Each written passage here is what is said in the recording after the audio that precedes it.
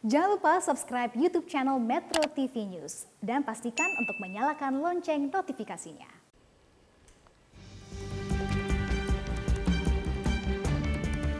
Anda kembali di Metro Siang, pemirsa. Penantian panjang Indonesia menjadi tuan rumah MotoGP terbayar sudah. Pekan ini Mandalika akan menjadi saksi sejarah ajang balap motor paling bergengsi di dunia. Nah, apa saja fakta menarik di balik ajang MotoGP Mandalika 2022? Nah, berikut rangkumannya yang sudah kami kumpulkan untuk Anda.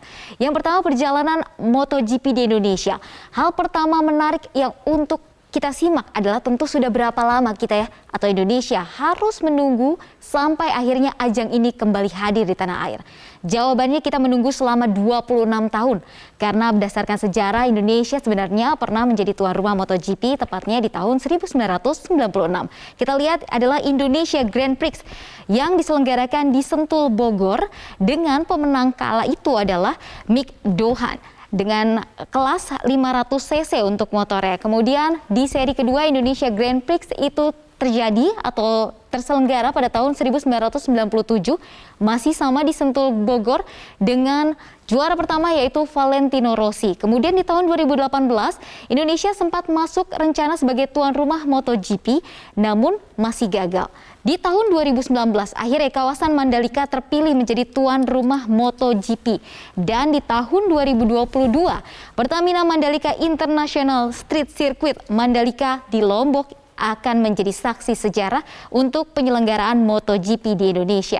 Pemirsa, Mandalika adalah sirkuit yang paling baru milik Indonesia dan patut dibanggakan. Pembangunannya berlangsung selama 13 bulan dan sirkuit ini tidak kalah dari sirkuit lainnya di dunia. Memiliki nama lengkap Pertamina Mandalika International Street Circuit.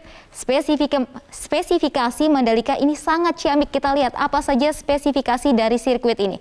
Yang pertama kita lihat panjang lintasannya adalah 4,3 km.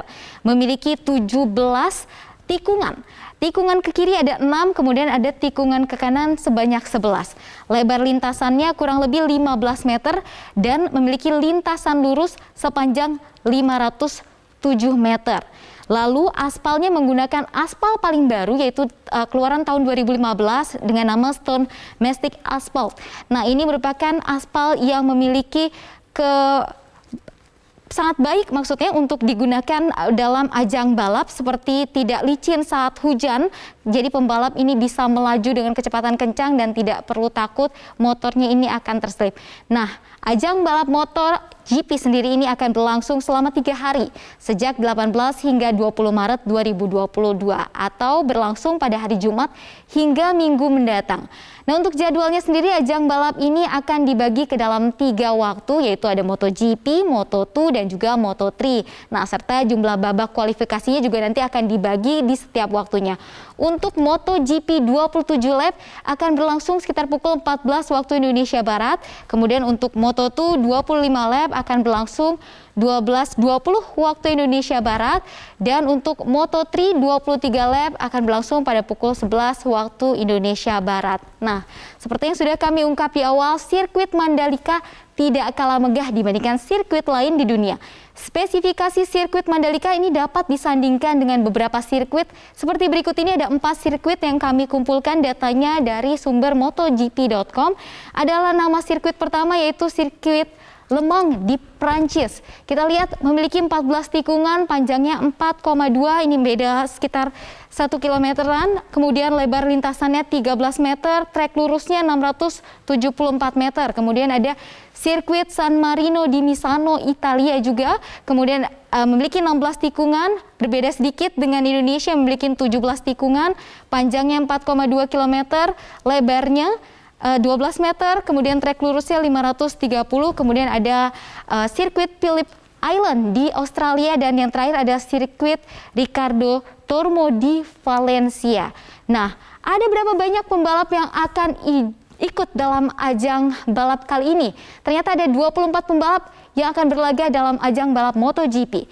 Juara dunia MotoGP 6 kali Marc Marquez salah satunya, kemudian juga tak ketinggalan ada juara MotoGP tahun 2021 lalu yaitu Fabio Quartararo juga akan ikut meramaikan ajang balap ini. Kemudian kita lihat ada Luca Marini, bisa dilihat di sini. Ini ada Fabio Quartararo. Kita lihat di slide berikutnya siapa lagi yang akan ikut tampil. Ada Pol Espargaro yang memiliki kualifikasi dengan tingkat kemarin sudah mengikuti dengan saat mengikuti MotoGP pramusim ini memiliki catatan waktu yang sangat baik. Kemudian Marc Marquez juga masih ikut. Tadi sempat atau kemarin pada saat pre-event ini sempat mengundang decak kagum dari warganet karena menampilkan penampilan yang menarik saat mengikuti parade di Bundaran Hotel Indonesia. Nah, Indonesia memang berharap banyak dengan terselenggaranya ajang MotoGP di Mandalika. Apalagi kalau bukan menggait banyak wisatawan ke tanah air. Nah, targetnya dengan terselenggaranya MotoGP Mandalika ini ada 300.000 orang yang akan datang ke Mandalika NTB. Kita lihat target wisatawannya adalah sekitar 300.000 orang dengan target jumlah penonton sekitar 60.000 tiket, dan ini sudah terjual habis menurut Presiden Joko Widodo. Nah, meskipun terbilang baru rampung dibangun, namun kesiapan infrastruktur penunjang seperti lokasi penginapan sudah maksimal dilakukan oleh pemerintah.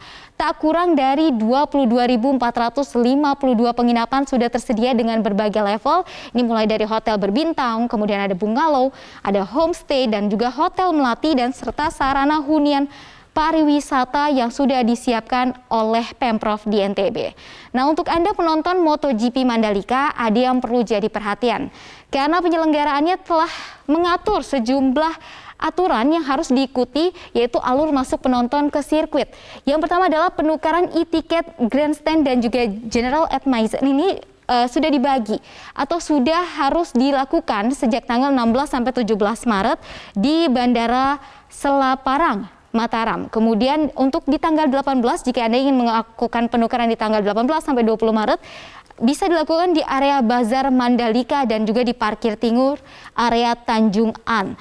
Nah, setelah dapat wristband, ini wajib naik shuttle bus karena untuk mencapai lokasi sirkuit ini hanya disediakan shuttle bus yang nantinya sudah dibeda-bedakan warna dan juga kelas tempat Anda akan duduk maupun berdiri di sana.